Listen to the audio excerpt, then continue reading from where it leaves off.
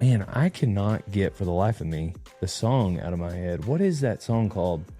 I went to work for her last summer. I went to work for her last summer. That summer or last summer? That summer. That summer. Yeah. Dusty said I needed to start with that. Did you not hear him playing it out there? Yeah. Well, no, I didn't hear him. I was just walking up.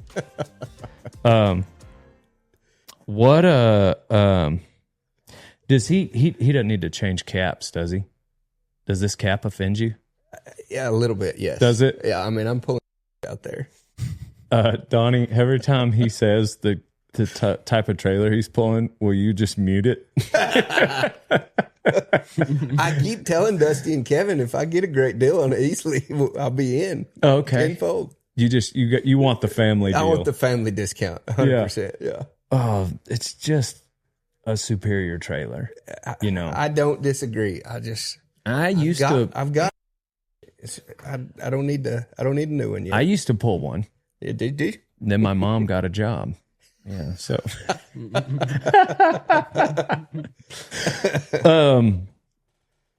so this podcast is brought to you by Easley Trailers, and if you don't pull one, you ain't no cowboy, old son. We're gonna get you in one soon. Yes, yeah, definitely. So, speaking of Dusty, my first question. So, the guest we have in the house today is Zack Burson, son of Brian Burson, older brother to Dusty Burson and True Burson. And then we have a bonus guest. It was a last-minute add-on, the one and only Grady Wilson.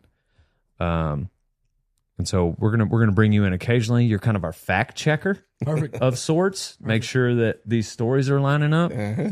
But I gotta ask the three brothers, who is the top hand out of all three? Who's the best cowboy out of the three brothers? Me being the oldest and the wisest, I mean, I think it's a given, don't you? Here by the owl. Yeah, here by the owl. Yeah. Exactly. Oh, you're saying you are? Yes. Oh, that's an easy answer. Easy answer. Yes. Okay. Oh, you said three. Were you throwing Dad in there, or what were you saying? Should I? Well, I mean, I didn't know. Man. I know he lost a step after that cow got after him. Yeah. He was handicapped for a little while. Yeah. Yeah. We got to get him on too. Yep. I'll be anxious for you to get that done. Yeah.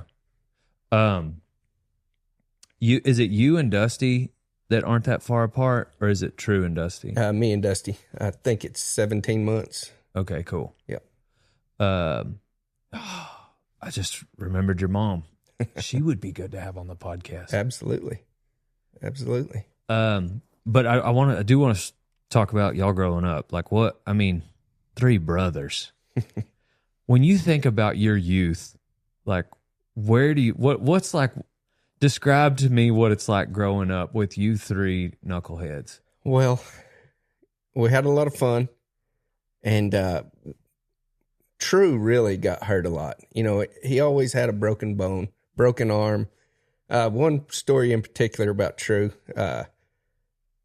man, I want to say we were in high schools, and he might have been in junior high, and he had just got his cast off. I'm talking that day.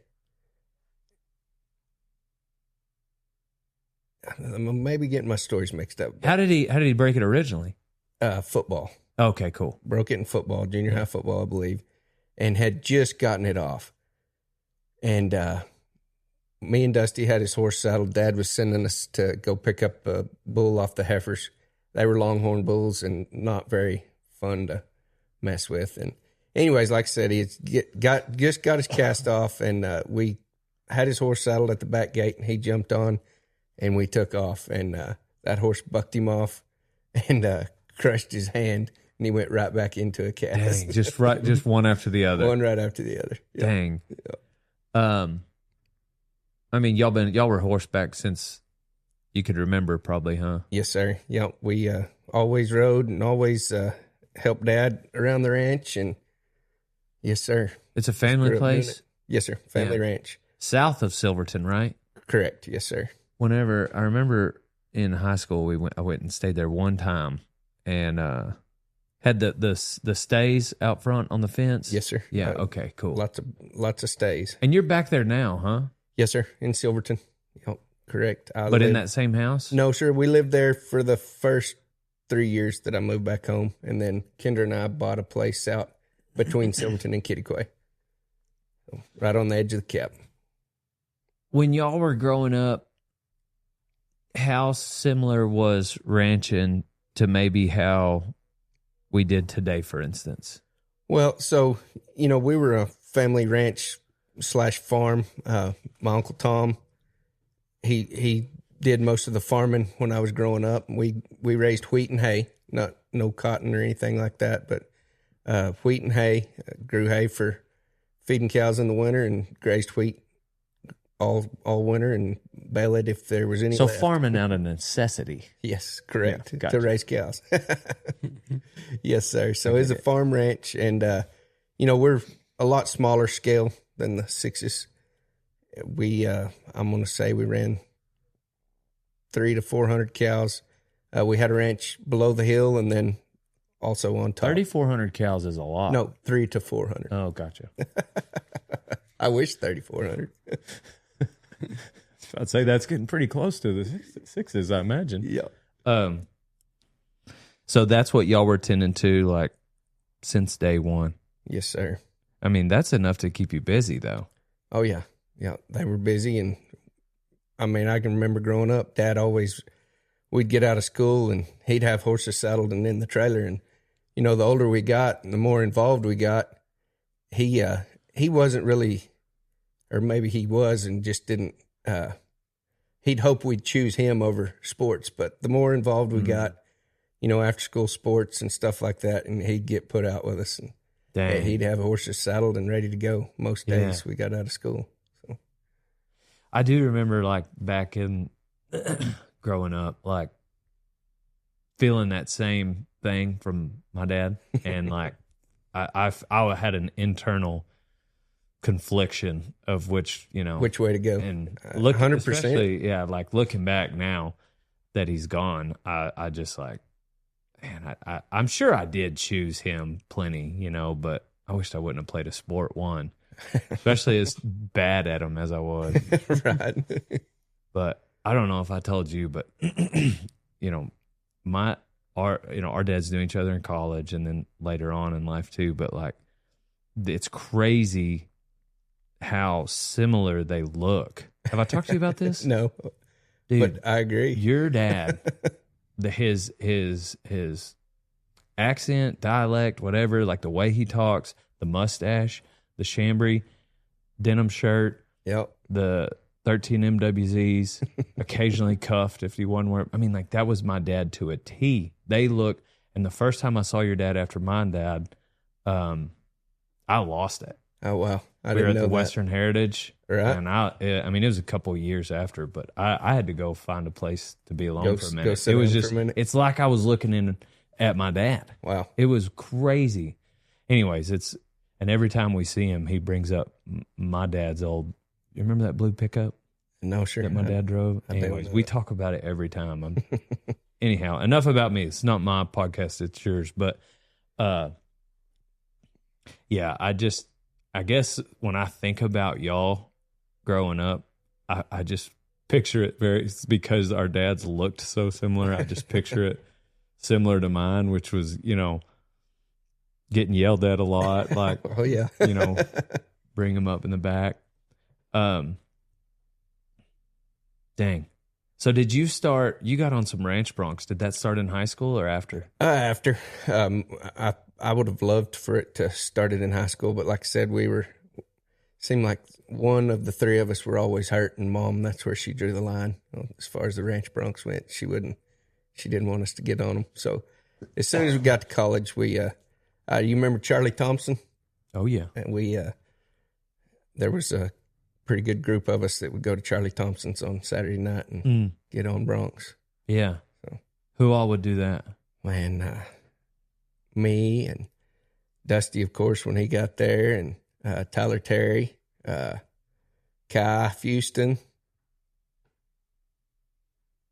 I'm drawing a blank on anybody else, but there was a big group of us that Always go over there. What would Charlie run in for ranch bronc riders? The sorriest, most, you never knew what he was going to do. They were all his colts. Maybe the first time they'd ever been bucked was what he'd run in there for us. Can you imagine, like today, where you are in life, putting your saddle on a horse that had never been bucked before? No way. Like, can you imagine, like, just how, like, dumb we were to do that? Like, I think about that now, and I got on the other day, and I didn't want to get on, like, my 20-year-old shoot fighting fucking horse. Like, much less, like, dude, if somebody ran a colt in, I would tell them to go kick rocks. And that's even funnier to think about. If Lena knew what we were getting on back then, it would have been bad. Yeah, she just knew it was dangerous, much less like those horses. We're going to learn together.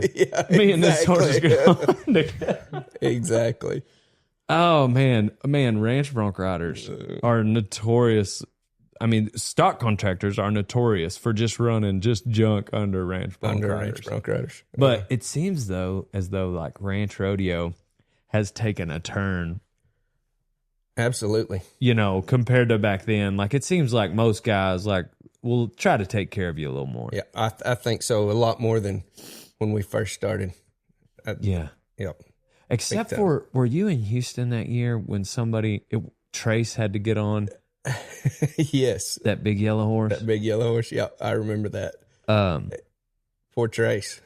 Somebody, and it wasn't even Trace, like, he had like 2 re-rides. Mm-hmm. It was Champion, had the stock. He had like 2 re-rides. I think it was 3. Maybe 3. Yeah. Somebody else was talking crap. Like, y'all can't bring something here that can buck, you know? Which is, stock contractors. It could have been a Hagen Lamb even, you know? Was it? Like, I mean, I think we should throw Hagen under the bus. I think so. Let's say it's Hagen. I think so. Okay, so Hagen was talking crap. I remember that now. Now that you mentioned it, I remember that. So Hagen's talking crap. Like, y'all ain't got something? Because, what I was going to say, side note, like, in the defense of the stock contractors that do run colts under ranch bronc riders, it's gotten a little better now, but used to, like, ranch bronc riders were, like, notoriously cocky, especially for having only been to 2 or 3 a year. You know, because, like, that was, so, but. And the 2-year-olds that, you know, we're starting, they can't buck us off, you know? Right. We're good. So why wouldn't they? Why wouldn't they? Yeah. Well, anyways, yeah, so they put Trace on that big Palomino, and nobody there knew what it was, but I knew what it was. You did. Golden Ticket was his name, and his brand was 12. Yes. And he bucked. Did you ever get on 12? He just on the back ride him. Pro car there. Seen him about 2 years ago. He just ran bouncing back, but they gave him buck and then the buck back, no, but stop. Oh, you can't pull on him? Well, one time in a little bitty East Texas rodeo, I drew him, and I was 54 because he just kind of like did that deal, I guess. And they said I pulled my saddle too tight. I was like, that's impossible. You can't. Absolutely. Only two ways to pull him is tight and tighter. And then the other time I got on him in Cleveland, Texas, and he had the Trace trip, and he did too jump me. Like he did. That. I mean, he took my chin. Right out the front. Oh, man. Just, I don't even remember how. Just in a pile is how I landed. Yes. But anyways, yeah, so stock contractors and ranch bronc riders are starting to get along more, thanks to maybe the WRCA, I guess. I think WRCA, and they just, they know that it's not going away. I think that possibly even they thought these ranch cowboys were going to hang on to the horn and just spur their guts out, which, you know, some of them do. But I think they realize it's not going away, and the quality of cowboy getting on these ranch broncs nowadays is very, very good. And they had to bring some better horses so that make a better show. Yeah. Hagen said, speaking of Hagen Lamb, he had said that he thought that more people were dallying these days than tying off because of ranch rodeo. Guys are trying to be faster. I agree. And, you know, it's the way that I'm teaching my kids. It's the way Grady's been learning growing up. You know, Zack, Dusty, and True grew up tying on, as lots of other cowboys and lots of other kids. But if you don't know how to dally and get those cattle short and handle in the ranch rodeos, then you're behind the 8 ball. And I have yet to let my kids tie on. They dally and Really? learn. I wanted them to learn that from the word go. Were you nervous about them tying on? No, I just wanted them to know how to dally and To know how to dally. yeah. And like I said, I grew up tying on. I very, very rarely, unless I'm doctoring wheat pasture cattle, I don't ever tie off Yeah. anymore. And I think it's just staying sharp and handling cattle right and doing it that way. Yeah. But no, I'm not nervous about them tying on. If my kids wanted to, I'd let them now.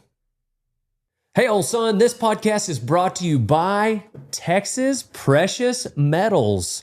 That's right. Dale Brisby loves him some gold and silver, and I get it from Texas Precious Metals. TexMetals.com. TEXmetals.com. They've even got these coins, PRCA, UFC, Cody Webster, and a rodeo time coin coming soon, available on TexMetals.com.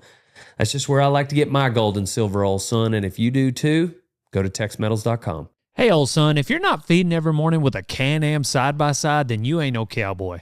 I got a Can-Am because I needed a reliable ranch rig that I could use every day because I don't know how to work on stuff like that. So I want something that's not going to break down ever. Get yourself a Can-Am, old son. Do you remember being nervous as a kid roping, being tied on at all? Never. Or even being nervous roping? No, not really. We probably didn't,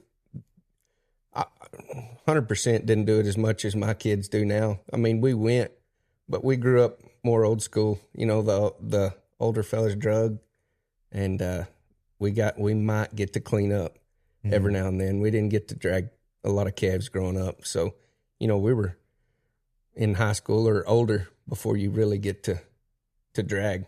And nowadays, I feel like that a lot of people will let these younger guys get in there and drag some calves and get better at it younger than what we did probably. Yeah. So you get to college, you get on a few ranch broncs, but, and I haven't talked to y'all about this, but more so than the ranch broncs and probably even schooling, it seems as though the biggest thing about what you guys did at Tech had a lot to do with the ranch horse team. 100%. Yep. That's probably the only reason I finished at Texas Tech is really to be able to show. Yes, sir. Yep. Was that something you had your eye on going into school? No, sir. I got there and this is a funny story too. Freshman orientation, sitting on the grass on the hill, and I don't even know what they were doing, but I met two guys that were both wearing hats. It was Trevor Allen and J.C. Bose. I don't know, do you know either one of those guys? Yeah, both of them. Yep. And so they were older and decided to show up and scope out the freshman girl situation. And Attaboy. so I didn't know them from Adam, but they both were wearing hats, and I walked over there and introduced myself, and man, it just kind of went from there, and they were both on the ranch horse team. This would have been the second year of it. They were on the first year, and then I got there and been the second year, and said, well, do you ride horses? Yes, sir. Yeah, I grew up riding, ranching, and doing, and I said, well, you need to be on the ranch horse team. So then got introduced to Kevin Burns, and then we all, I think, if I'm remembering correctly, ranch horse team started second semester. So I got to know those guys and then got to meet Chris Wilson shortly after that. And oh, dang, that early. yes. Yep. Chris was already running it. Yes, Chris was running. Yeah, he started it from ground one Gotcha. to then. Yes, sir. Dang. Yep. And then Dusty would have come along, your junior year? It would have been his freshman year, something like that? Yes, sir. Yeah. Yep. What did the ranch horse team do for you as a horseman? Changed it tenfold. we grew up riding, but I didn't know what a lead was till I went to college and got on a ranch horse team. You know, you just kick them off, go rope something, or go gather some cows. I didn't have a clue what a lead was. Yeah. Didn't care what a lead was until I got there. And anyways, so changed my horsemanship completely. And Dusty's and True's both, and it helped us. It's helped us come a long ways, making from rope horses to ranch horses even. What did what I can assume the answer, but what kind of role did Chris have in you learning that? Every bit of it. He always would harp on me. We're not in the pasture and we're not ranching. We're trying to be better. And he would always enter me in the trail and the pleasure classes. You know, back then we would go to those stock horse of Texas also. And he would enter me in those trail and pleasure classes. And I hated it. I've just despised them. But he would enter me every time and say, you've got to learn your leads, departures, got me more controlled, more slowed down is what he'd say a lot. We slowed him down, but yes, he played a huge part of that in my life for sure. For sure. How often when you're ranching today, fast forward, do you think about does like a little lesson or something? Maybe you feel something on a horse or whatever, and you like remember moments from then.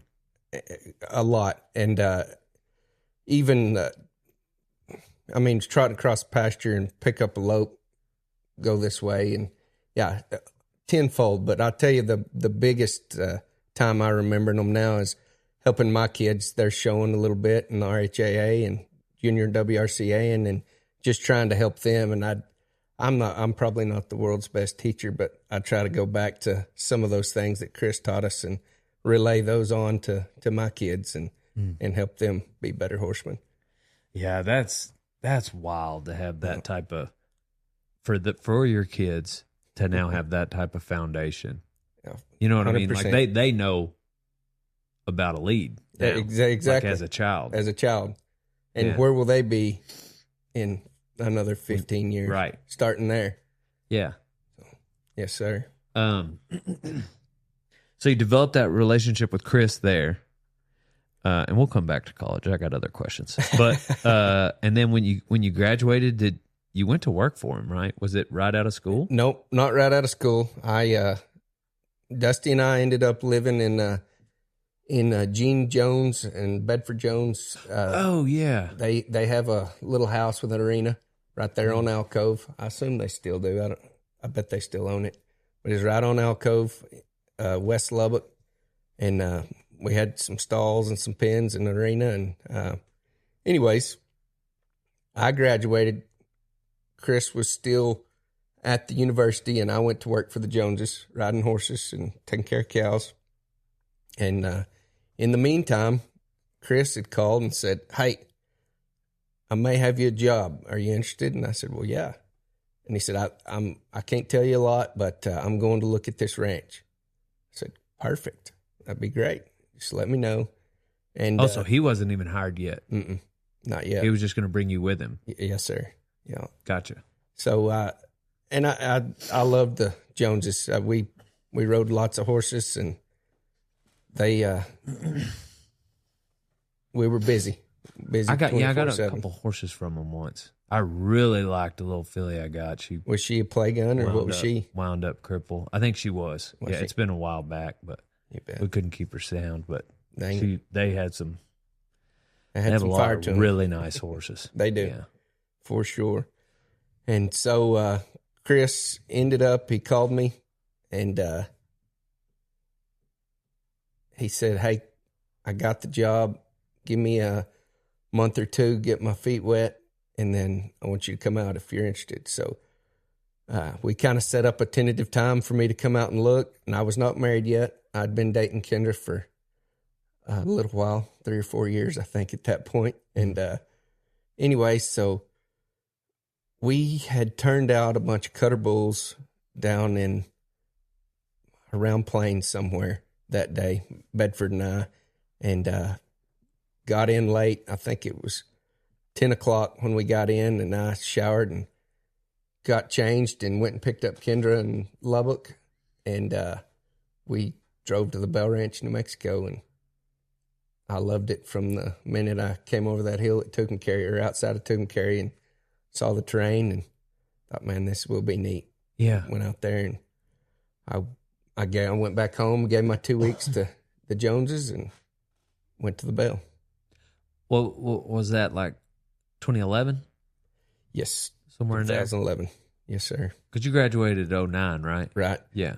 And so worked for the Joneses through 10, and then I can't remember exactly, but somewhere right there around 2000. What was it that had made you originally go to tech? Could you not get into A&M? Man, those Aggies, it's something about dunking those rings and stuff like that. I just kind of steered clear of. Sorry. I'm sorry. Yeah. So, bittersweet to leave a yearling operation. No offense to anybody that has them, but that's good that you got to rope something for a few years, but then exactly. Getting to some ranching, I'm sure was fun. I did not realize you were at the Bell that long. Yes, sir. From 2011 to 17, the end of 17. What was your job when you first got there? That's a Chris hired me, and I thought I was going to go get a camp job. I was excited about feeding cows and being a rancher, and turns out I was I went through that whole remuda and started 2s, 3s, and 4s. So that was the horse guy. The horse guy. Yeah. Oh, he tricked you. He tricked me. Yeah, he did. He tricked you. That's hilarious. What and what year were you born? I was born in 10. Okay, so he was fresh. So Yeah. So you're probably helping him break in some of those colts around then. Yeah. Yeah. Born in 10, 2011, 12, yeah. Surely somewhere. He around rooted for us a lot, yeah. Yeah, so you'd have been, you and your sister wasn't even around yet. It would have just been you at the time. Yes, sir. Yeah. Dang.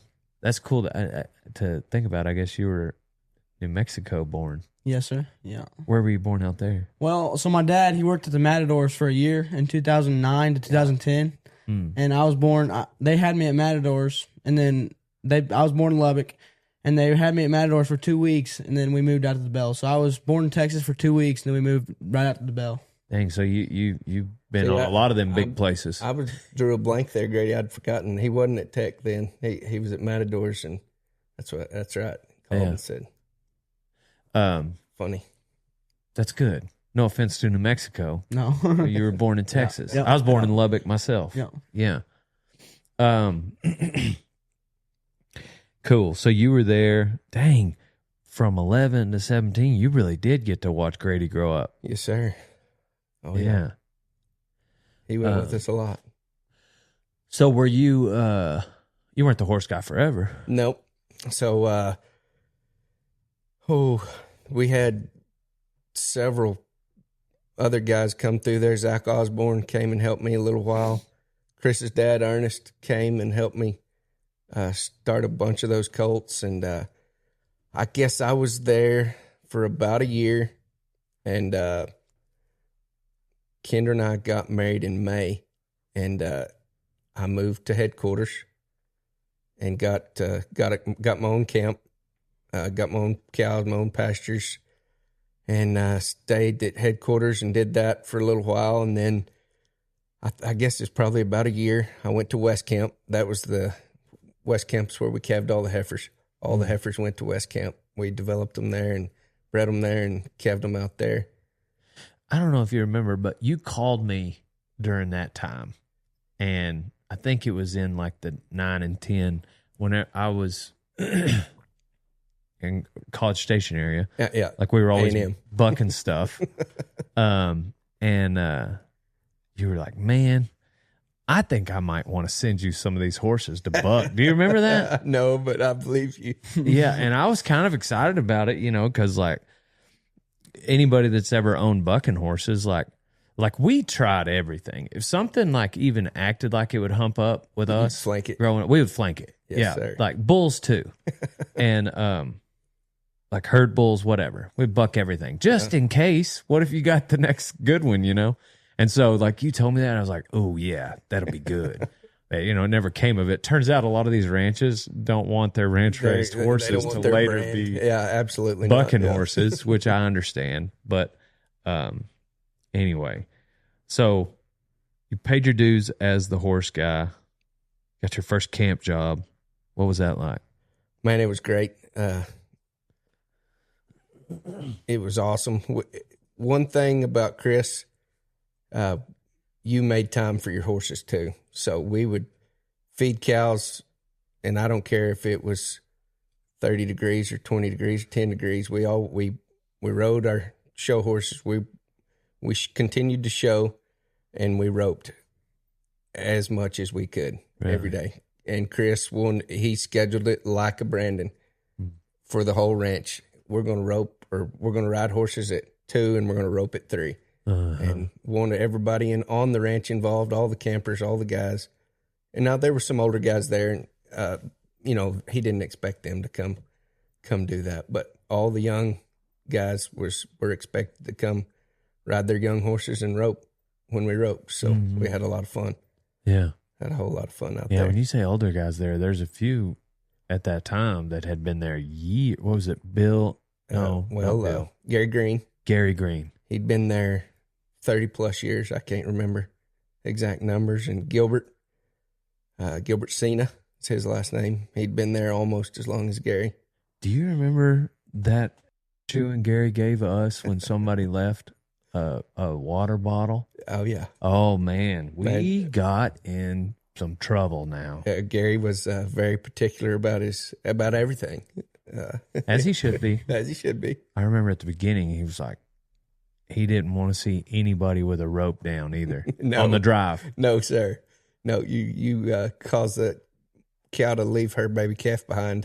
He would get you too. So that pig I roped this morning here, he would have been. Oh yeah, he'd have been in trouble. He'd have been mad. Really? Oh yeah, for sure. Dang, that's funny. Or it would be, but yeah, I don't know. I probably would have known not to do that. You might have done it anyways, though. What's that mountain there in Bell Mountain? Is that in his country? No, it was right on the edge of his country. Bell Mountain was actually in Gilbert's country back then. Okay, so back to you. I bet that was super neat to get. I mean, you've got Chris there, who is your, good friend, mentor. He hired you. You're grateful for that. But then you've got guys like Gary Green to learn from. Yes, sir, and could learn so much from Gary Green as a cowboy and a cowman. Mostly, he took pride. I said that earlier. He took pride in everything he did, and he wanted it as perfect as he could make it every day. It from his ranch pickup to his cows. He always handmade his pickup seat covers from a cowhide. He'd get a brand new pickup on that ranch, and he'd make his seat covers out of a hide. That's cool. And always did that. And his cows were always the fattest and looked the best, and calves weighed the most at weaning time. So he did a fantastic job. And it was, I learned a ton from that man. Did you, when you were the horse guy, did you get to help brand and wean and everything? Oh yes, sir. Yeah. Okay. Yeah, for sure. Yeah. For sure. So you kind of, by the time you were a camper, you were familiar with the crew and everything. Oh yes, sir. The first time you helped them work, was it much of a culture shock your first time, or did you feel prepared? No, I was not prepared. We here in Texas, and I grew up in really rough country, and no, you couldn't see your next man, but it was because of cedar trees and rough country. First one out there, I believe we gathered the South Saco first, one of the Sacos. They were, North Saco was 20,000 acres. Middle Saco was around 17, and South Saco was 15 or 16,000 acre pasture. And Golly. Chris even was been ranching in Texas and a lot smaller pastures, and you might not can see your next man just because he's so far over there.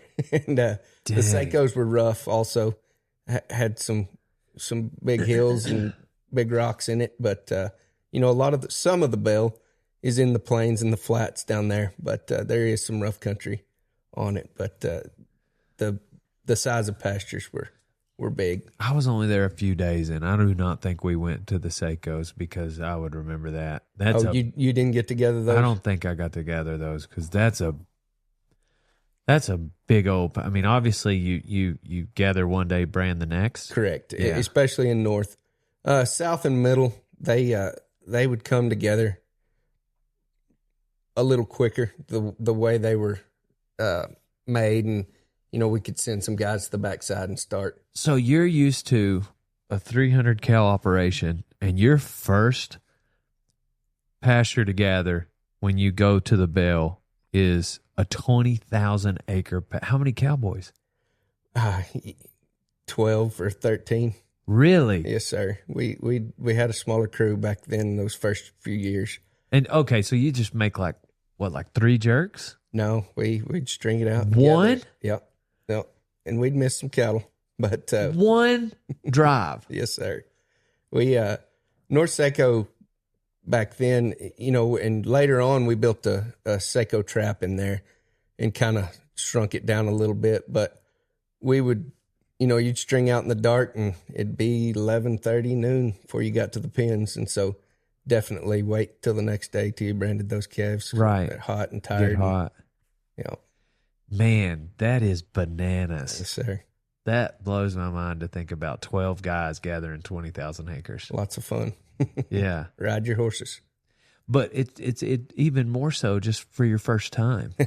Yeah, even if it was the smaller of the three and 15,000, like, yeah,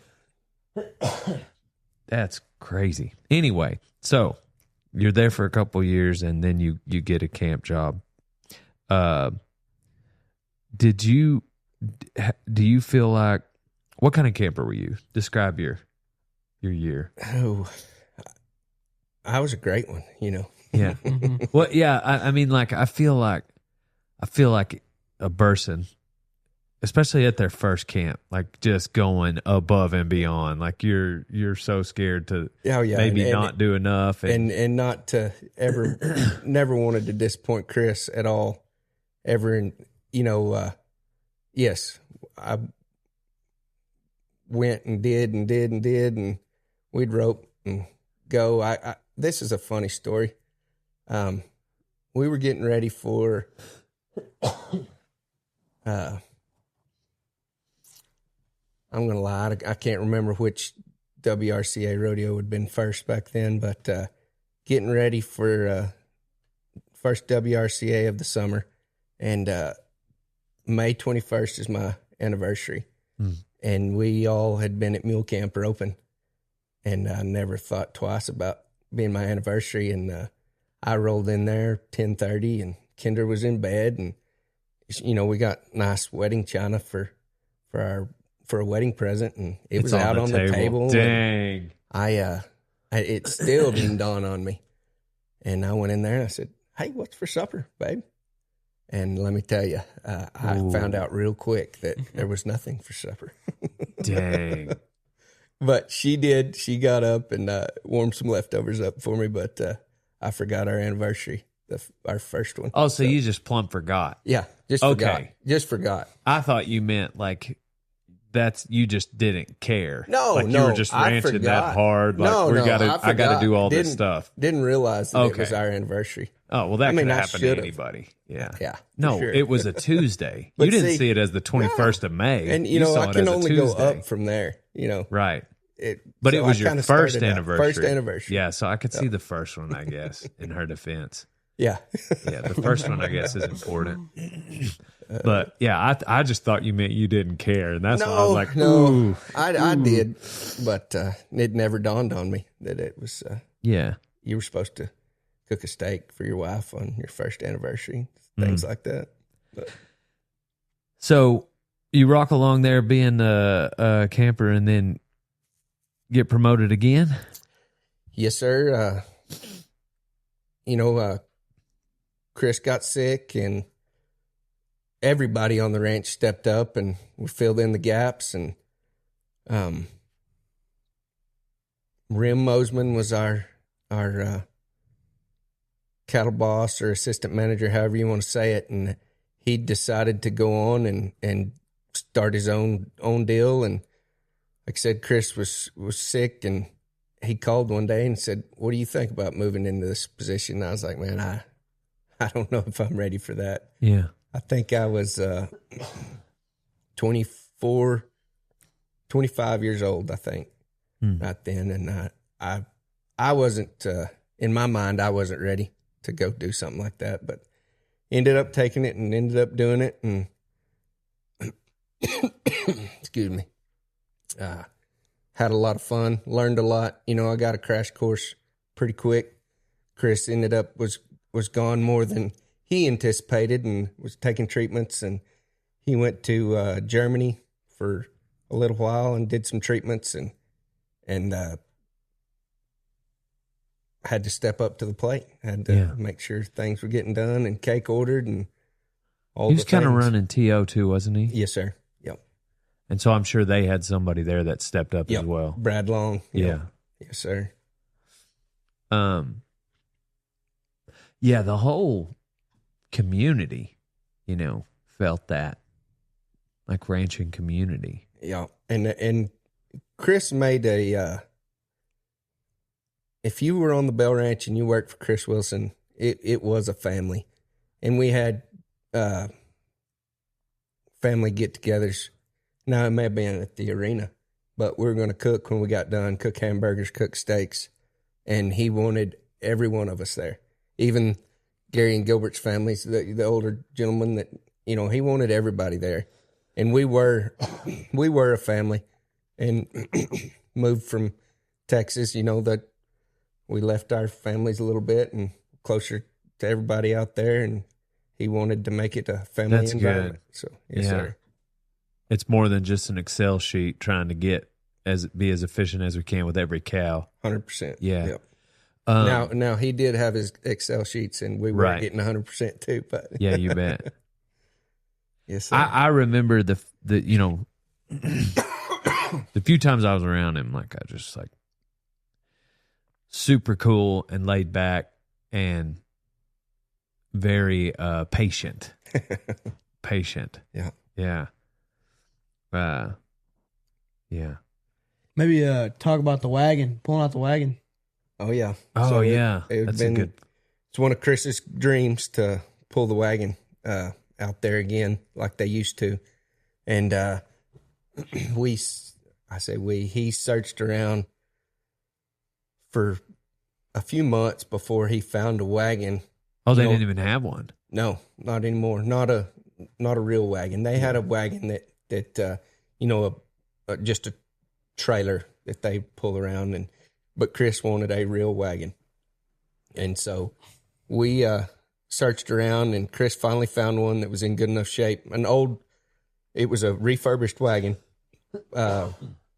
Wayne's Wagon Works in Amarillo refurbished it. And anyways, him and I went and picked it up, unloaded it. So the Bell Ranch is owned by Silver Spur Ranches, and they still feed with teams and stuff up north in Wyoming. And he called around up there and found us a team. Ended up being some of my favorite horses that I can remember on the Bell. They're Mickey and Minnie. Yeah. And they were two gray draft horses, and they were really, really neat. Broke to death. Were they the ones that Wakefield tells a story about them running through that fence? Yes. Yeah. Oh, yeah. That's funny. I wish I could remember who had them up there. I wish Chris was here. We could ask him, but they were broke to death and just gentle and perfect and great. I can remember that first year, we're making our circle, and we came off a really steep hill with the wagon, and I was horseback beside it. We had JB Miller and a couple of them on the back of the wagon with their ropes tied to it to help with the weight coming off that hill. And I was riding up there beside Mickey and Minnie, and man, when that thing broke over, that wagon just came to them, and there's nothing, it's made to pull, so there's nothing to keep that wagon particularly except, from running up in them. And those two horses just squatted and took the weight of that wagon on their hocks. Both of them. And just went down that hill. And we knew they were good horses and loved driving them. And, I mean, they were a blast to drive. But after that, we knew how good that team really was. Dang. They just took that weight and creeped on down. Wasn't it Kent cooking for y'all? Yes, sir. Yeah. Kent he never drove the wagon for us. We always drove it and met him where we were going next. Yeah. Yes, sir. There's somebody made like a little short video about it, right? Isn't there a video about it online somewhere? I'm sure that was Kent or Shannon probably. Oh, it's on Kent's YouTube. I bet so. Maybe that was the beginning of his, or maybe he had been doing it a while. I don't know. Yeah. But okay, cool. I remember watching that a long time ago. Yeah, Kent didn't do anything with pictures and videos. Shannon did all that. Yeah, there you go. Yeah, I remember before I'd even met him, Kai, talking about in that video, Kai had that one fork that he used. It was his fork. Like, that's what he used, whatever. Yeah, so pulling out the wagon, like how long did y'all's works take? Little over a month. Oh, nice. Y'all are out there a while. Yeah, we'd come in on weekends and get a shower and then go back Sunday nights. Was there, they pulled a wagon over here a few times. Was there anybody else doing it? Did you guys kind of reignite the trend? I think probably did. I don't know of anybody else that was doing it along about that time. This is Boots coming in. We got to let him get his Dusty. He didn't want to come talk? He has never. He just doesn't want to go be on the podcast. Well, I've ducked you for a year. Yeah, but that's because you're busy. He ain't got nothing to do. He ain't busy. Yeah.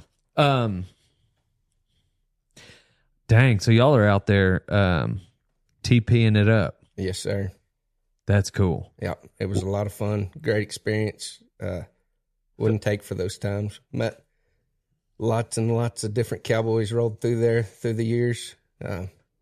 Lots of good cowboys, and had a lot of fun doing it. How do you feel about the wagon now? Would you prefer you stay on one? No, not anymore. You'd rather sleep in your own bed every night? Bed. Yeah. I mean, a few nights would be fine, but I don't want to stay that long. Yeah, a month and change is a lot. That's a lot. Yeah, that's a lot. I'm glad we did it those few years at Dixon Creek, to get it under my belt. But I'm like you. If it's out there 2 or 3 nights, it'd be cool. But and maybe I do my bedroll's real comfortable. I've got it. I just like a shower every day. Yeah, if you want to know the truth. Yeah, and not a horse tub. You see this mop? Yeah, I see that. Yeah, because when it's really cold in the spring, which I'm sure it can get in New Mexico when y'all are working. Yeah. I gotta bathe. Yeah. No matter what. You're Brandon with this mop on, you gotta bathe. You can't skip a day. Absolutely. Did you get to go out on the? I did. I remember bet you did. Little bits and parts and pieces about just going and staying at my dad's TP and just eating at the wagon every morning and just little parts and pieces of it. But dang, I bet that was so cool for your dad to just have his little. I mean, by then you're 3 years old, Yes, sir. Yeah. Man, just have his 3-year-old little boy in the teepee with him on the wagon. How cool would that be? Grady, do you remember when y'all's teepee flooded that night? I do, yeah. Yeah, because I was sleeping on the floor. He had a cot, but I was sleeping on the floor. That's one of the bits and pieces you remember? Yeah. And I got wet. Yeah, you did. Yeah. It came in there and rained. I don't have a clue how much, but I'm gonna say it was 3.5, 4 inch rain, and it ran water where it wasn't supposed to run water that night. And his door was facing the way the water was running. And I mean, it was, nobody slept good that night anyways, because it was storming and raining. And you know, a small, slow rain on a teepee is the best sleeping weather ever.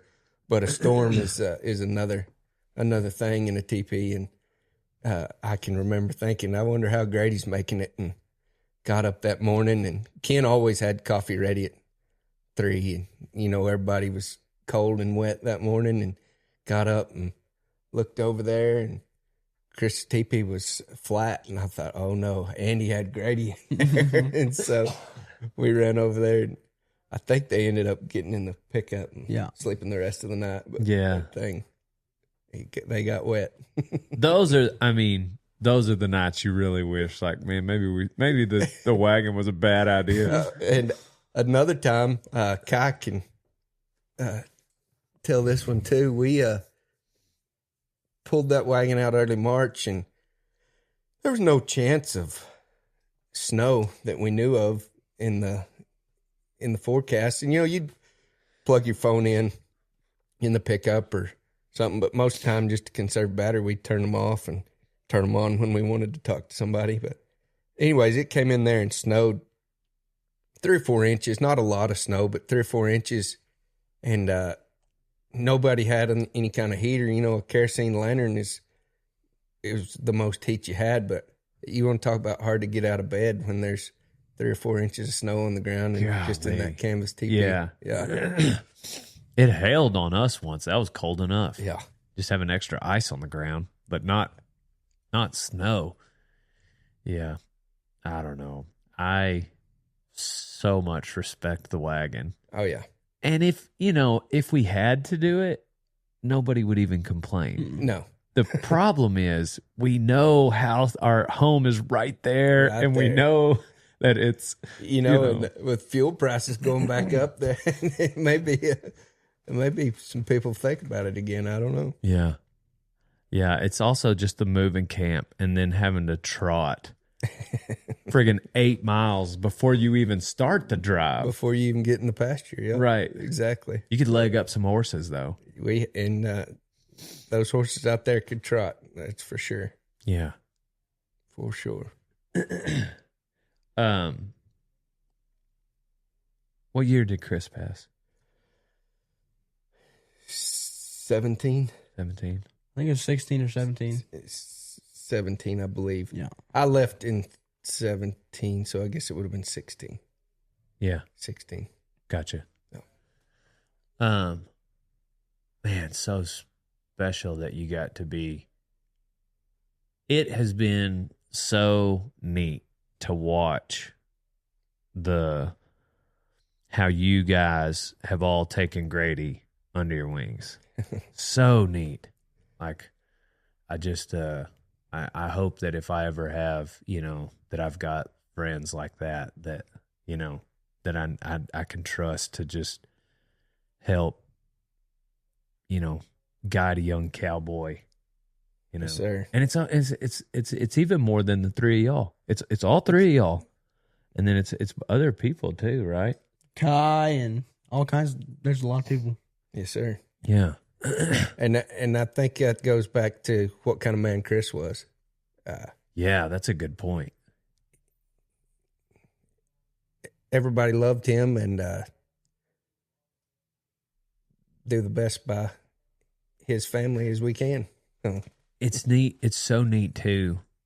And I'm sure you pick up on it, Grady, but just like, I don't know, like sometimes you go to somewhere and do you feel like welcome?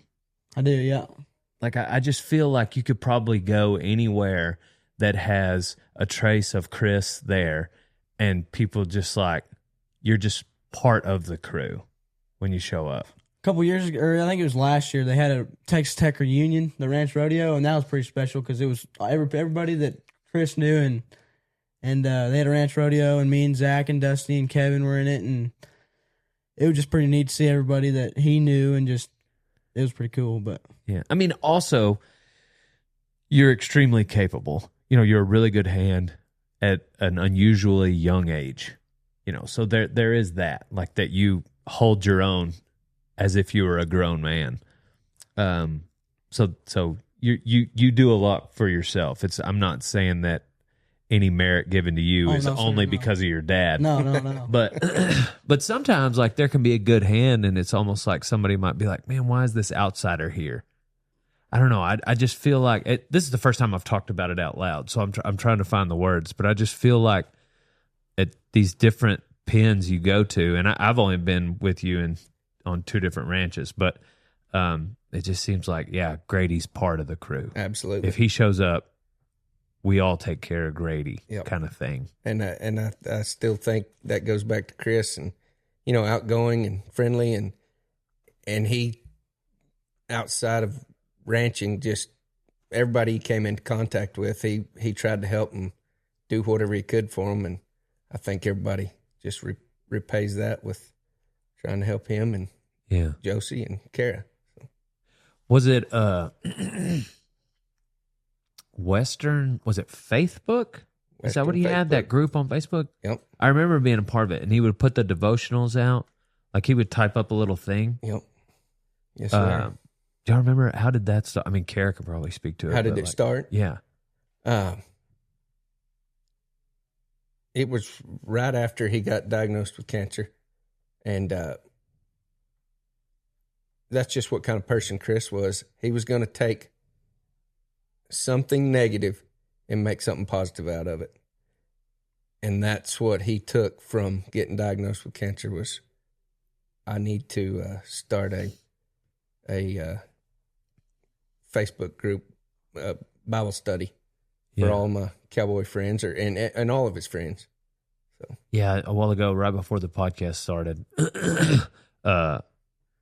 we were talking about rodeo cowboys, like, you know, winning a lot of money and buying the calf they tied down or something. And you were saying that y'all were at a ranch rodeo and he got stepped on by a yearling in the double mugging, which led to him having to go to the hospital, which led to them discovering the cancer. True. And how he later thought, dang, I wish I could have bought that yearling. yeah, And my immediate was like, wow, why would you even... I didn't expound on that a while ago. And Chris was always a Christian. Don't get me wrong. But, you know, while he was still living, he said, I wish I could have bought that calf because it found my cancer and, you know, so it's going to help me continue to live. And through him being diagnosed with cancer, started Western Facebook, Western Facebook, and then his devotional, I'll Drop You Off. And, you know, it's just sitting here thinking about it and thinking through it. It really helped him live. That one Charlotte yearling that stepped on him started something in him in his Christian walk that he's still living through today, through those things and reaching people that are looking for the Lord and things of that nature. So it's pretty neat to think about. Yeah. it really just gives you a whole different look on life. You know what I mean? Just to live it to your fullest. You know what I mean? Like, I can't imagine. Like, I mean, like, yeah, like you, that's what you grew up with, right? Because you were 3 years old whenever he was diagnosed. 3 years old, yes, sir, and then 6 when he passed away. That's like, that's a foundation that your life is now built on. It's like, that's, I don't know. You've handled it like a gentleman, like a man. Absolutely. And I'm sure it's been hard. I'm sure, I can only imagine. I was 26 when I lost my dad, and I was like, dang, what am I going to do? Like, I can't imagine being a little boy, but then again, like, here we are, like, you guys step up, and that's super cool. You mentioned the I'll Drop You Off. So that was like, y'all made that into a book, right? Yes, sir. And it's a 40-day devotional. 40-day devotional. And then recently, y'all made an audio book. Yep.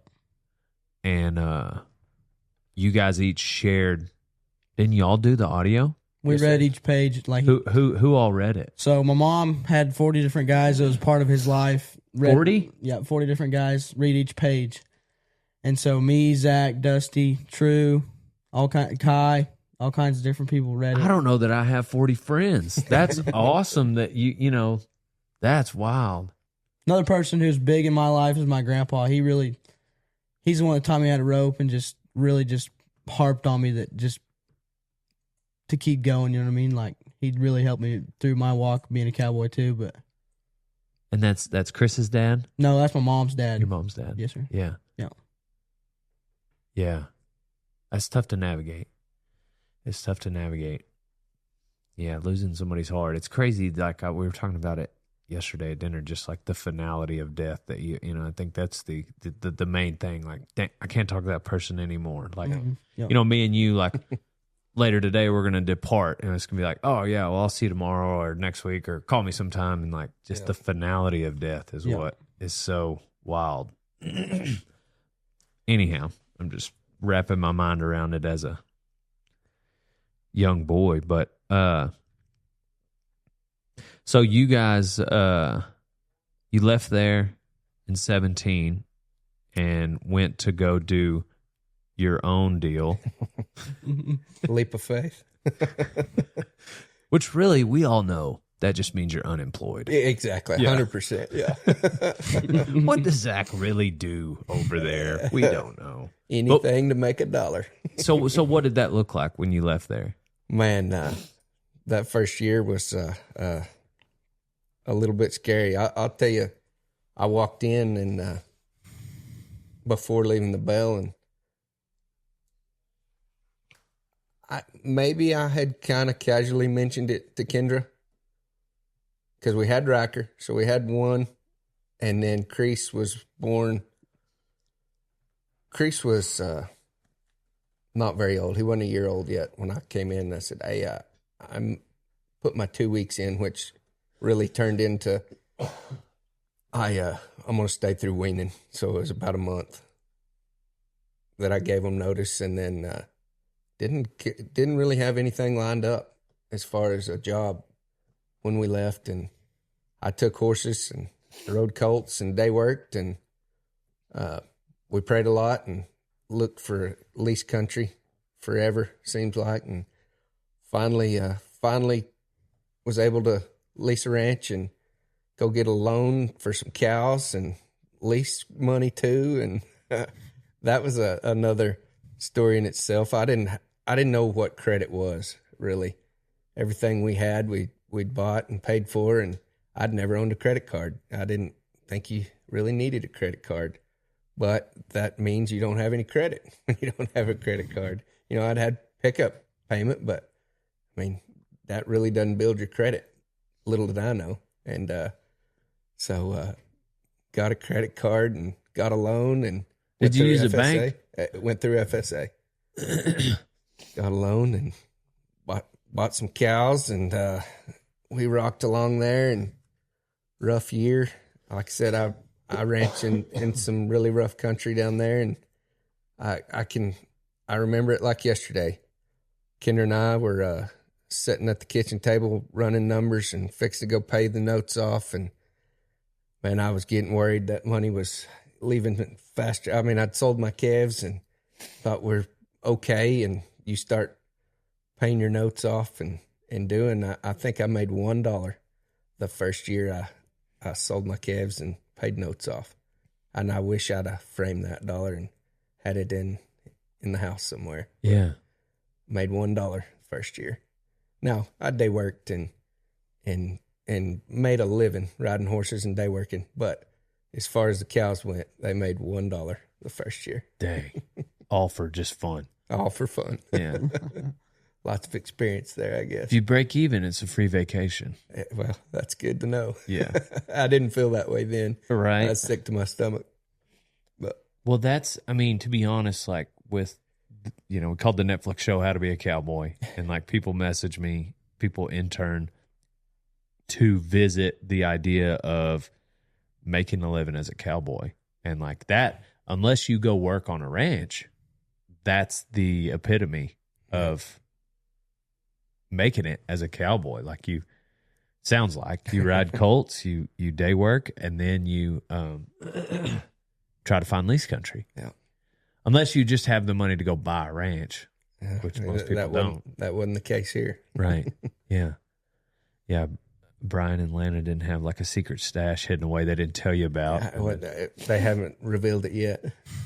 So in that first year too, like I said, my family's had some farm ground, and it was the best wheat year we've had in a bunch. And my cousin Donnie always drove the combine, drove the trucks, and hauled the grain himself. And so he called me and asked if I'd help with wheat harvest. And I said, you bet, that'd be great. And I don't know how many acres of wheat we cut that year, but it was a bunch. And I mean, during wheat harvest, if the humidity's too high, you can't cut. So you usually start cutting around noon, and you cut until the humidity gets up that night. So, you may work from 12 to 12, getting the wheat out as fast as you can before it rains, because that's also when we get most of our rain, is right when the wheat's getting ripe and getting ready to be harvested. And Riker was with me, and he had a couple of trucks to haul grain, and I could haul a load and hustle back, and grain cart and combine would be full by the time I got back from hauling that load of grain. And so we were always pushing it and hustling around. And anyways, I turned left about 2 miles from the elevator there, and that truck caught on fire under the dash there, and tied to a heavy load of grain in that truck. And anyways, I threw Riker out, got him out of there, and was trying to figure out what was going on. And I had a cup of tea there, and I just dumped that cup of tea in that dash and put the fire out, and called Donnie, and he said, just keep going. We gotta have you back. So I just got me and Riker loaded back up in that truck, and we took off again. And I still don't know what caused that fire, but we got it put out, and it never started up again. Dang. But I would do, a lot of times being a cowboy is you only want to ride a horse, or you only want to do this or that. But when you've got a family to provide for, you'll do anything to make money and make sure that you are providing for them. And so I wasn't above doing anything to make a little money back then. Yeah, I think the exact dream that a person is after, like the two ways to accomplish it is you can either buy the ranch, like you won the lottery, or you go and you work on one, which, doesn't pay like the lottery. The opposite, as a matter of fact. And then I think what you do is, like what you said, whatever it takes. Sometimes you drive, or a truck full of wheat seed, but yeah. But you ain't got a farm anymore though, huh? I know. I mean, if Donnie and them need some help getting wheat in or something like that, and yes, I'll go. Yeah, helping family in a pinch, but you've kind of figured out a system. What is it that you figured out over the years that allows you to keep going? Cattle market coming up is a great one. Yeah. But just hard work. It just doesn't matter what's going on. Get up and go to work and make $1. So what, as far as your streams of income, has any one of them surprised you? I know that the cattle market coming up, that one's probably surprised you, but and then the day working is what it is. What about the horse deal? How has that looked over the years? So it has helped a lot until you've got kids coming up. And then you want to keep them. Then you end up keeping more than you probably should, and keeping them around. But they can't have just one. No, especially in the summer when they're not in school. They go every day, so you gotta have them mounted. The first few years before my kids were going steady and wanting to rope and wanting to do, you know, I'd sell 1 or 2 a year, and that helped tremendously on our finances. And Yeah. Nowadays, we don't sell very many. Dang. Yeah. Yeah, I've called you a few times and you're like, and then you're kind of scratching your head at which one. But, yeah, it seems like that. I mean, the day working thing is what helps you Well, and it helps make those horses make the too. horses. Yeah.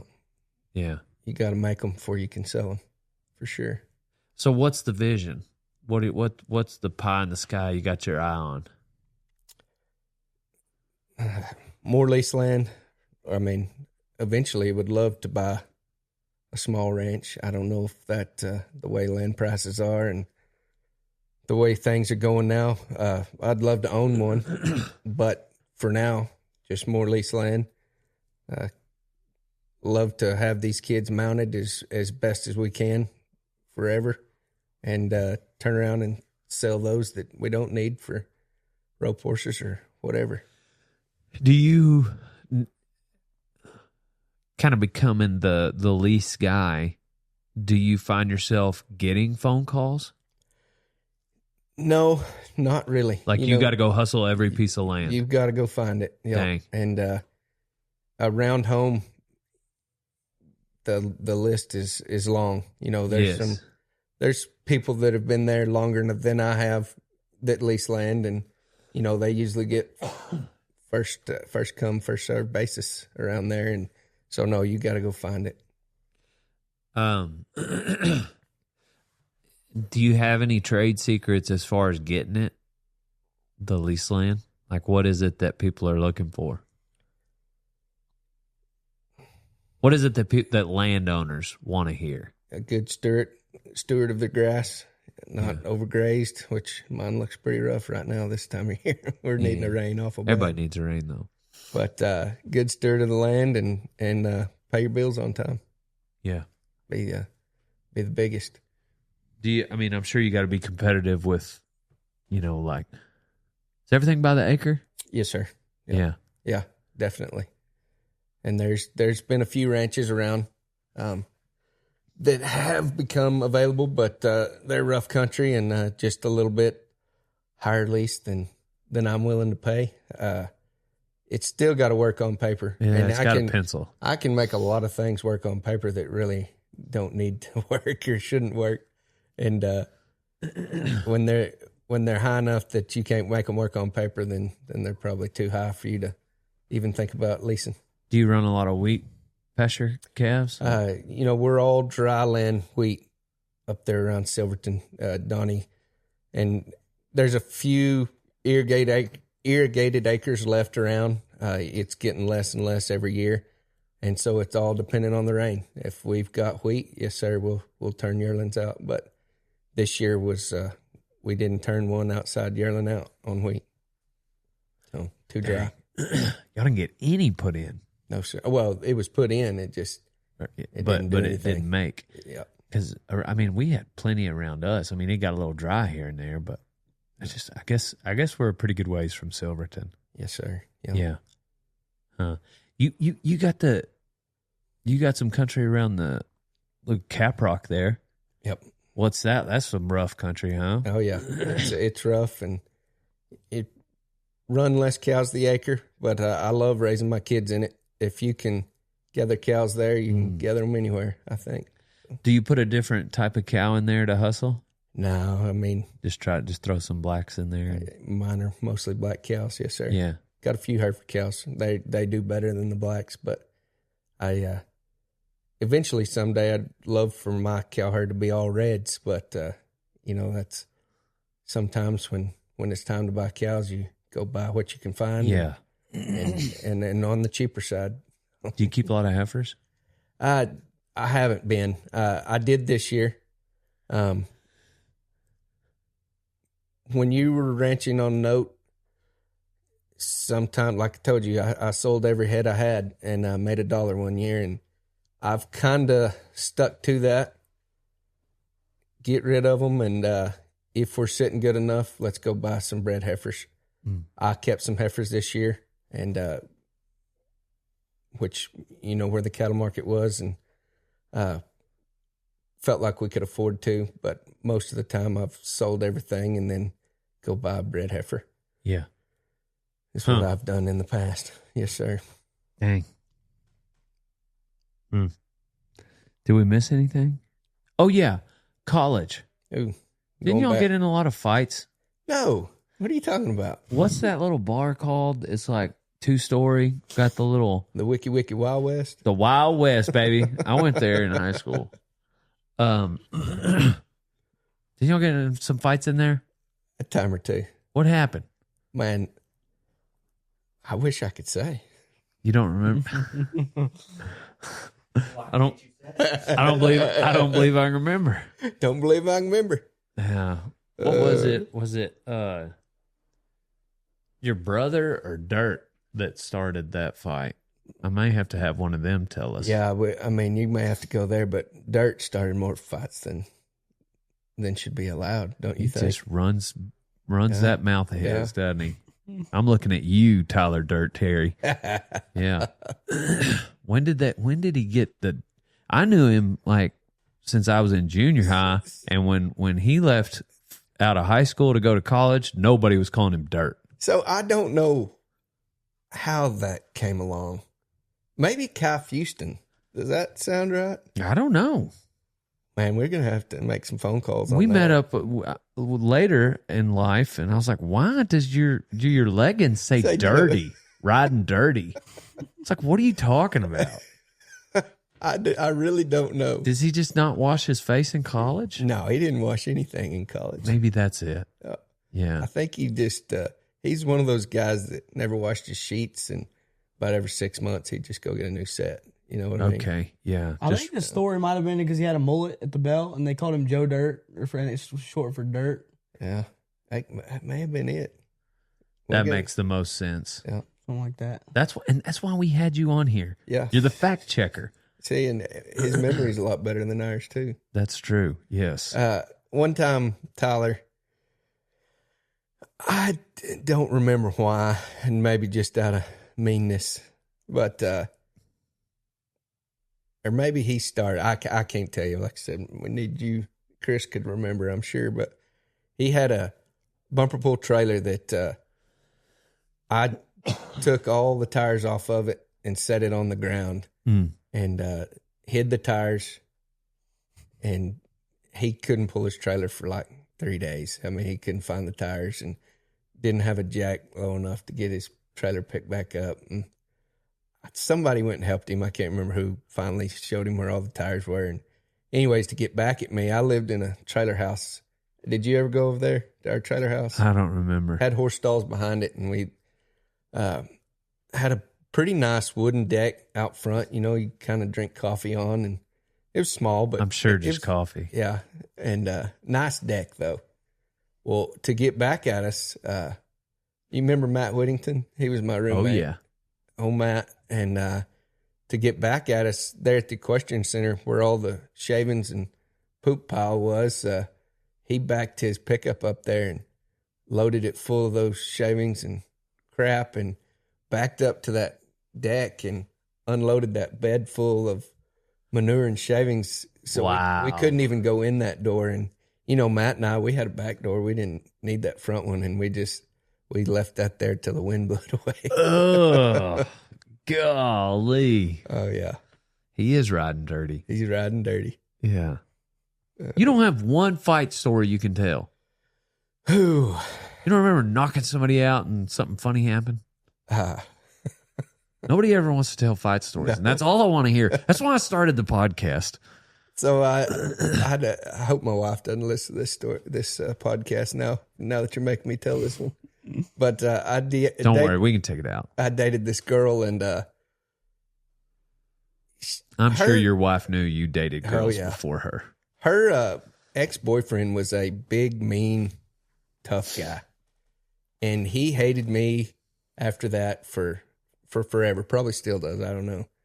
But anyways, we were all at a house party, I think, over in Linwood one night, and anyways. I can't remember his name. Anyways, this guy, I went to shake his hand and be like, we can hang out and just chill, you know. And I went to shake his hand, and when I did, he brought me in and headbutted me, and it broke my nose. I mean, just broke it right there. When I finally got my wits about me, I got up and went to him, and Matt and Kai was there that weekend, and it became an all-out brawl. That's what I'm talking about, baby. Man, it got rough, and Matt Whittington had a shoe mark on the back of his head, like imprinted in his head for a few days after that. And one of our other buddies, I'm going to have to ask Kai's name. He came with Kai that night. But apparently he came to help, and I turned around and just smoked him. And I broke his nose, and he'd walk around the rest of the night, and I kind of had a chubby face, and he'd look at us and say, "This is what your brain looks like on drugs." and anyways, so we both had a broken nose after that night, and Matt had shoe imprint on his back of his head, and Kai was unscathed. And we don't know if he helped us or not. You know, it was kind of, we don't know what happened with Kai in that whole deal. I mean, I'm sure he did. Maybe. He didn't have a mark on him, so we're not sure. I think as much as I like to ask people about fight stories, like that would be me in the fight. Like I'm not, like I don't get in fights, like whatever.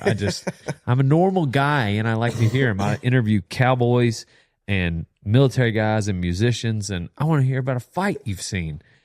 And then one of my best friends is Cowboy Cerrone, and he never tells a fight story. Never.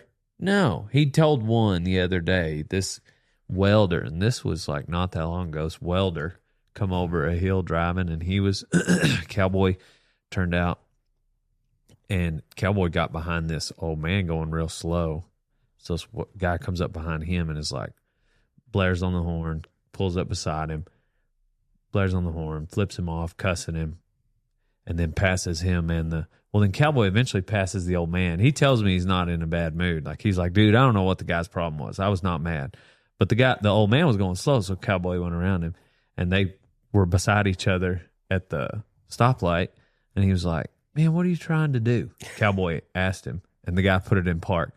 And Cowboy he said, that's all I need. He said, that's the thing, right? When they put it in park, like the fight started, it's right? On, yeah. And he said he put his in park, and he ran around, and the guy's door wouldn't open all the way. So he said he kicked the door, it knocked him back, and he went 1, 2, and he was about to go 3, but he didn't have to. And the guy was just crumpled. Just done.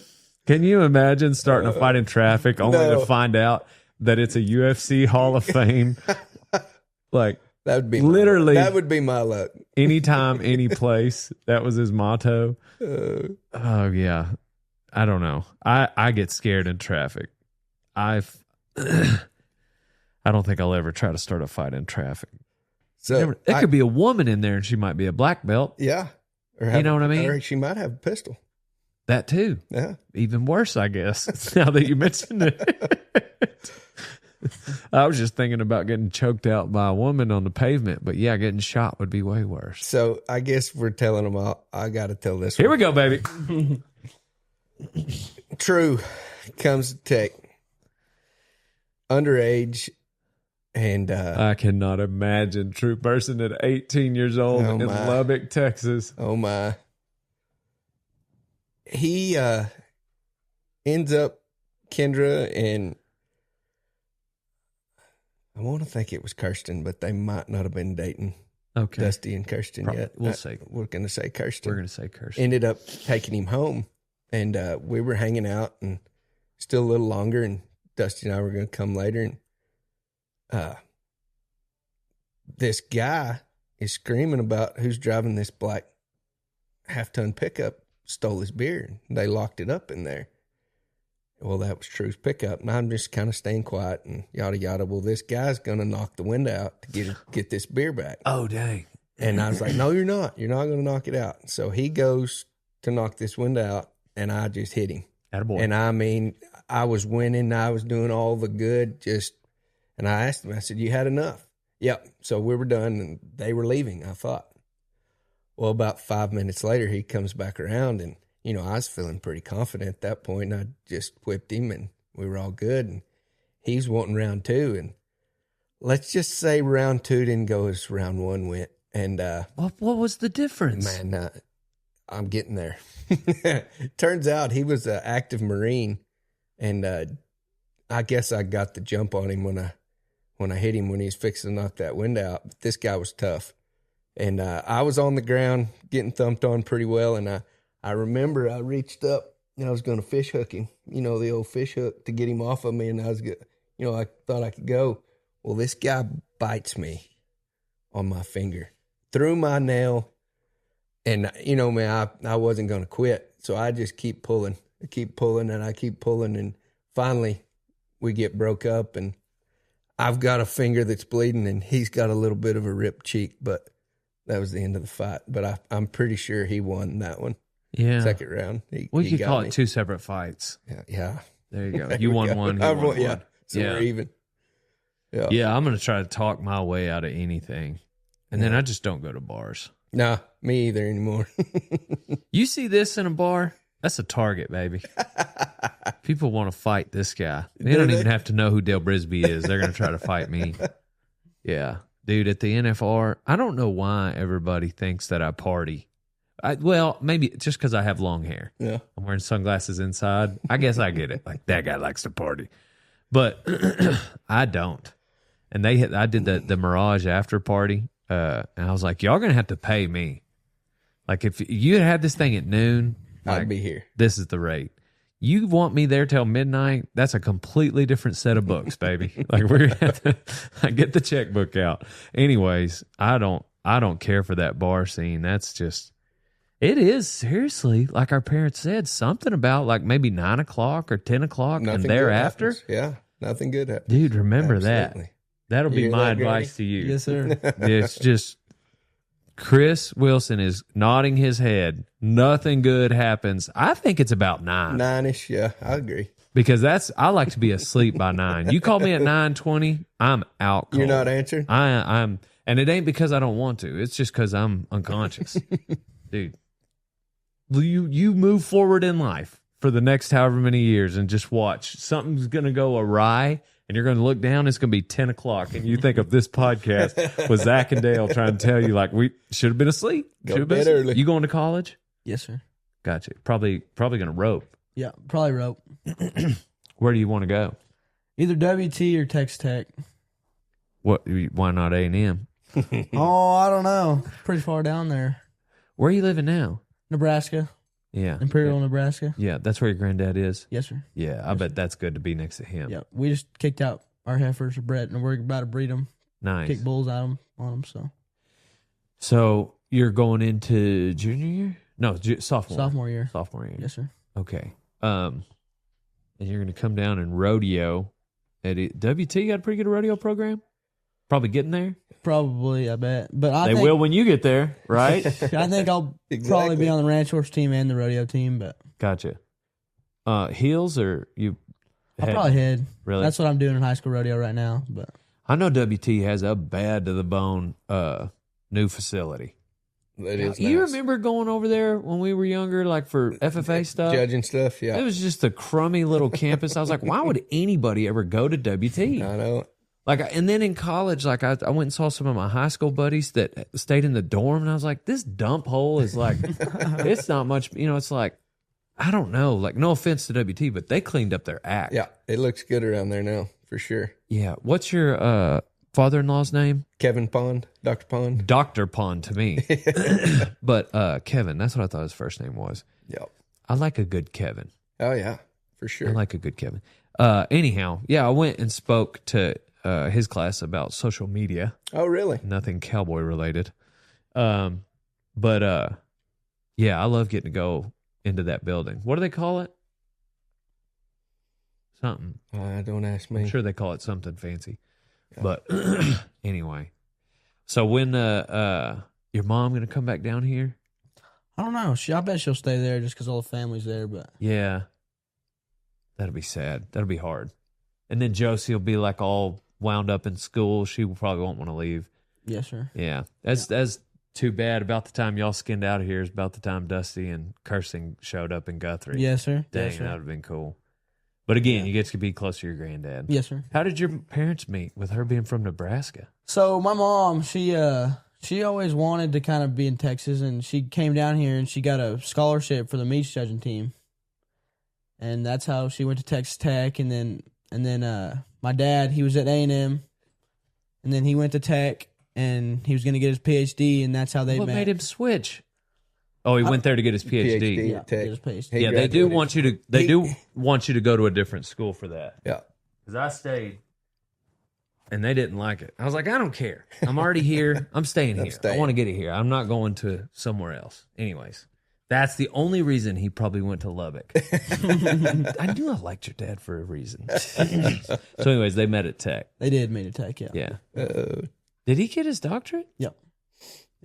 He was Nutrition. a smart rascal, wasn't he? Yes, In sir. nutrition? yeah.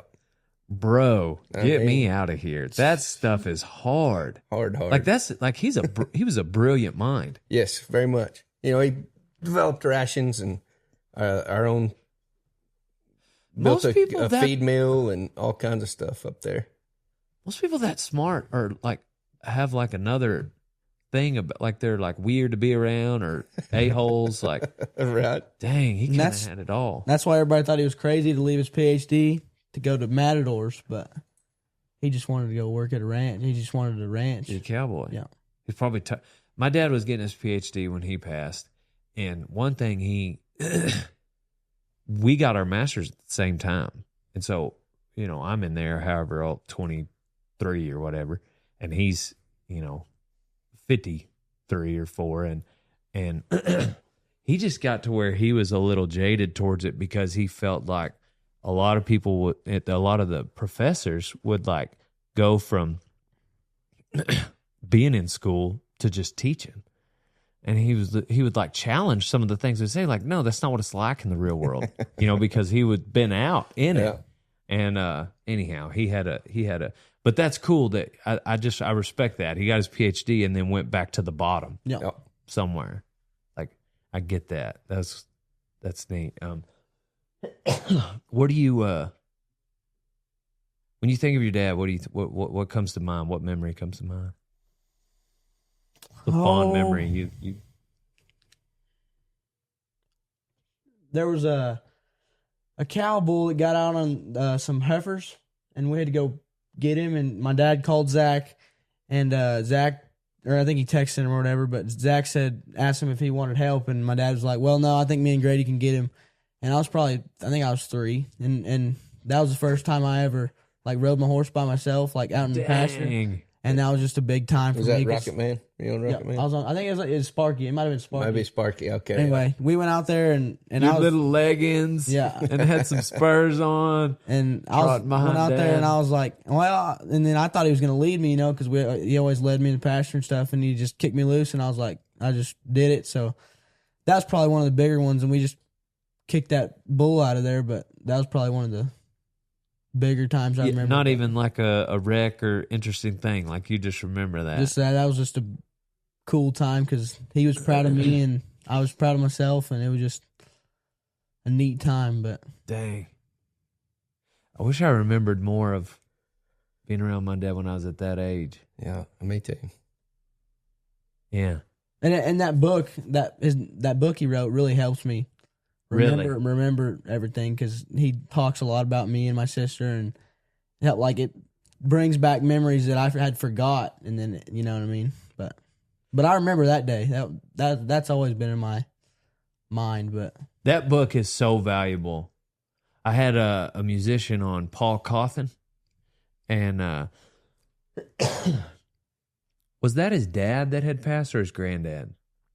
Oh, I think it was his granddad that had passed and left him a letter with 10 things he needed to know and do as an adult.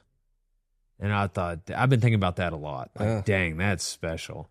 Like right now, Lord willing, they don't take our channel down, but like if I had a family, they would get to maybe watch some videos or something. But like you having that book is kind of like that. Yep. yes, sir. Another time I remember, I had a real good friend named Briggs Bell, and we were wrestling, and he was getting me pretty good. And his mom said that he told Briggs, "Well, Briggs, don't be too tough on him." And my dad was sitting in his chair, and he said, "Grady, when life gets tough, you get tougher." And so that's just something. That's my motto, just to live life, and when it gets tough, you get tougher. Dang. Well, that's wild. How old were you when you heard him say that?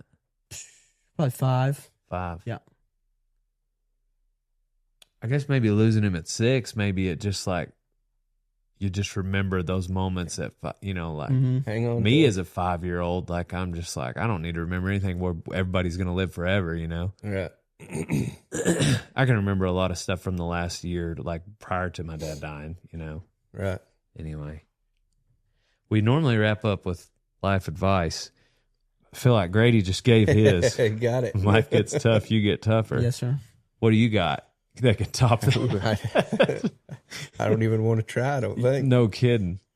I like that though. Or maybe like a something that you remember from Chris about life. Like, what do you think about that maybe he shared with you that kind of keeps you going?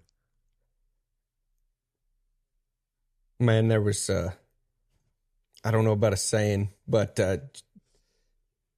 there was nothing ever too big to accomplish with Chris, and it didn't matter how long it took. Do it right. Yeah. Get it done. So. Yeah. We didn't miss anything, did we? I don't think so. Don't have any, no more fight stories. No. Do you have any fight stories? Hopefully not. You're No, sir. 15 years old. Okay. Yeah. Donnie got any fight story? He doesn't have a microphone. He can borrow mine. Not tall He's enough. got a good one. I'm just kidding. Cool. Well, we'd like to thank the 4-6s for letting us borrow the bunkhouse here. So go to 46steak.com if you like some beef. Do you guys raise any of your own? Y'all ever? Yes, sir. We raise our. I mean, I have a beef every year that Yeah. I You don't raised. sell it or anything though. No. Yeah. I need to probably. Maybe one day. Yeah. Well, right now, until that happens, go to 46steak.com. And also, if you don't pull an Easley trailer, if you pull any trailer other than an Easley trailer, then you are barred from the family and you ain't no cowboy. And what is it that you pull? Does anybody want to sell?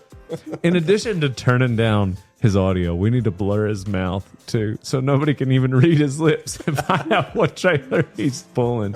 And then you parked in Boots' spot. Hey, Boots said it was okay. Oh, I'm sure he did. He probably didn't hear you say it. God bless him. He didn't know what I was saying. He just said, He's yeah. like, that'll be all right. He didn't want to argue with you. Yeah. God, that's funny. All right, we're on to the next one. Thank y'all for listening. Go to rodeotime.com. Pow, pow. Ever since I started riding bulls and punching fools, I've been wearing an American hat because I'm an American. I actually wore a different hat before that for the longest, but then my mom got a job. So wear an American hat, old son. Otherwise, you ain't no cowboy.